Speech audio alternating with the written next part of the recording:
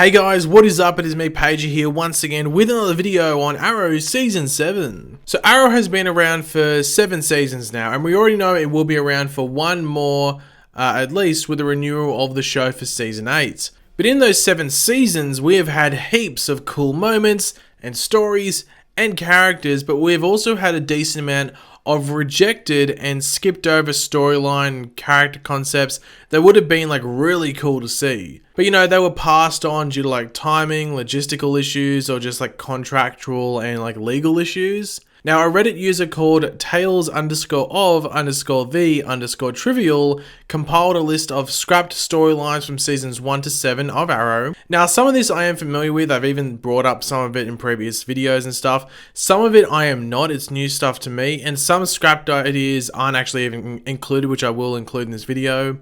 I can't be 100% sure that the stuff I haven't heard before is actually true or not. Just going to have to take it with a grain of salt, I guess.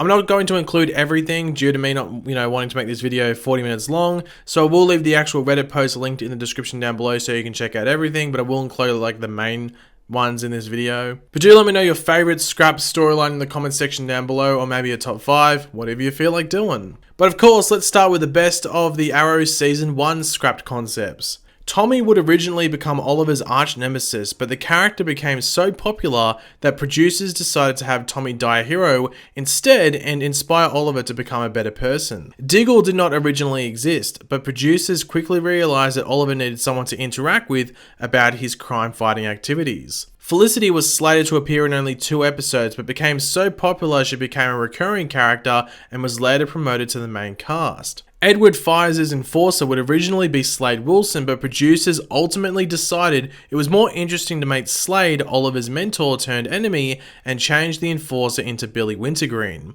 Onomatopoeia was slated to appear, but producers felt his gimmick was too difficult to translate and replaced him with Mr. Blank. The Royal Flush Gang was slated to return further down the season, but ultimately never did. Malcolm would originally be Oliver's biological father, but Stephen Amell and John Barrowman believed that to be cliche and suggested that Malcolm be Thea's father instead.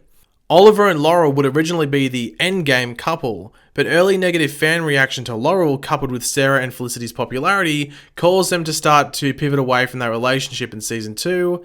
By season 3, they had abandoned the Oliver-Laurel relationship altogether in favour of Oliver and Felicity. So just my overall thoughts on these. I think keeping Tommy as the hero, in that situation and dying that way was the right move. I mean, that open your eyes Tommy scene right at the end of Arrow Season 1 always gets me. So good. We have always thought bringing the Earth 2 Tommy onto the show would have been cool, and that could still happen. I think most of us already know about Felicity not really being a planned character on the show. Like, her character was really just meant to be like a walking and talking reference to Firestorm's stepmother from the comics. But of course, the audience response was instant and she stayed on as a recurring character and then a main character. In regards to the Oliver and Laurel relationship, as a viewer, you could sense the weird turn they took with that relationship. At the beginning of season 2, it felt like nothing like season 1. Obviously, the ending of season 1 wasn't the brightest and would have impacted that, but this really started the weird writing around Oliver and his relationships, which then led to the cramming of the Oliver and Felicity love story, which hadn't really been hinted at too much previously.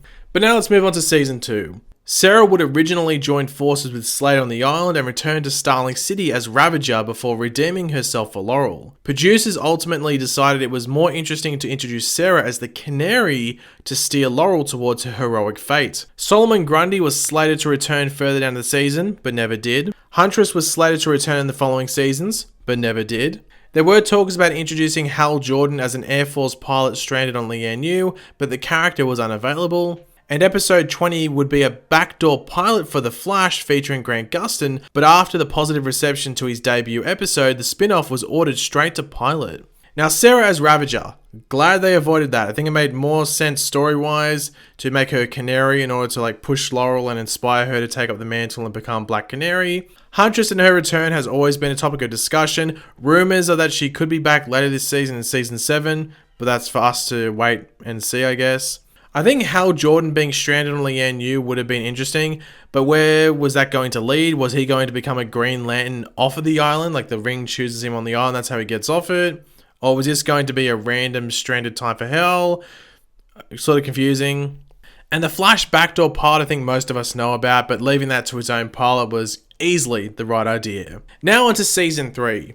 The CW briefly developed a Suicide Squad spin-off starring David Ramsey, but Warner Brothers Pictures embargoed the characters due to the upcoming movie. The network then greenlit Legends of Tomorrow. Harley Quinn would originally be part of CW's Suicide Squad, but was written out due to the embargo and replaced by Cupid, or I'm Cupid Stupid. Allegedly, she would have a major role in Season 4. Manu Bennett heavily disliked his one episode appearance in which Slade was beaten by Thea and declined to return for further appearances for some time. Originally, the flashback segments would explore the origin of the Suicide Squad, but those plans were scrapped, presumably due to the embargoes and the decision to write the Suicide Squad out of the show. So basically Season 3 was, yeah, you can sort of use the Suicide Squad, but you sort of can't use a lot of the main elements of the Suicide Squad, which is like one hell of a head scratcher. I'm sure most of us have seen the Harley Quinn deleted scene from Arrow. If you haven't, just type in Harley Quinn Arrow into YouTube and stuff. It would have been, pretty interesting to see how that character would have gone on Arrow. And to be honest, let's just skip Season 4 or 5, nothing much interesting is there. Only thing to really add was something left out of Season 5 from the Reddit post, which was Ragman was actually meant to return towards the end of Season 5. We were meant to have like a return to Haven Rock episode. Obviously in Season 4, Felicity blew up Haven Rock, which is where Ragman lived. We had that, awkward moment between them earlier on in Season 5. I think this episode was ditched because of cost. So they replaced that episode, I'm pretty sure, with that bunker episode. Remember, like, the bunker is hit with an EMP and Felicity's spine implant stops working. That episode would have been incredibly cheap to make in comparison to the Haven Rock episode, which would have been more expensive to make. So the Haven Rock episode was scrapped, I'm guessing due to cost. But yeah, let's move on to Season 6. So Caden James would originally be the main villain of the season, but due to Michael Emerson's scheduling conflicts, Ricardo Diaz became the main villain instead, while James was killed. Slade was meant to return further down the line, but never did. There were talks of a romantic relationship between Diggle and Dinah, but this was ultimately scrapped. And there were plans to follow upon Talia's search for Evelyn, but this was ultimately scrapped as well. So it was true that Slade was set to come back later on the season. We of course had that back-to-back 2-episode arc with Slade, including flashbacks with him. But sometimes things just don't line up properly. But thank the Lord Bebo that they avoided the whole Diggle-Dinah romance. That just would have been super unnecessary. And now we move on to the final season, which is the current season. That being, of course, Season 7. Now, there were casting calls for Jesse Bowen, an overarching anti-vigilante rookie SCPD officer. No such character was introduced, although that might have been a deep cover call for Mia Smoke or Blackstar. There were plans for FBI agent Samandra Watson to recur throughout the season. She appears to have been officially written out instead. So yeah, some of you might remember us talking about this Jesse Bowen, or was it Jesse Bowden? Whatever it was, this Jesse character a few times before the season started, but this character, of course, hasn't shown up yet. Hello, SCPD, where's this female rookie that's hiding? Where is it? The Reddit post does talk about that character maybe being a deep cover for the Mia character or, Blackstar.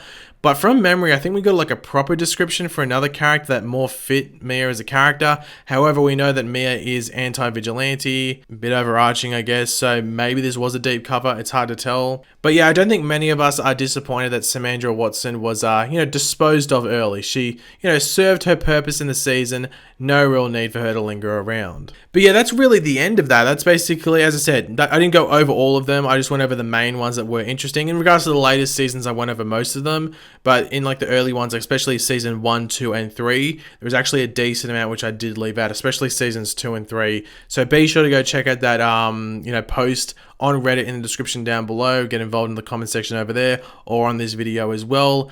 There is a decent amount of interesting stuff there.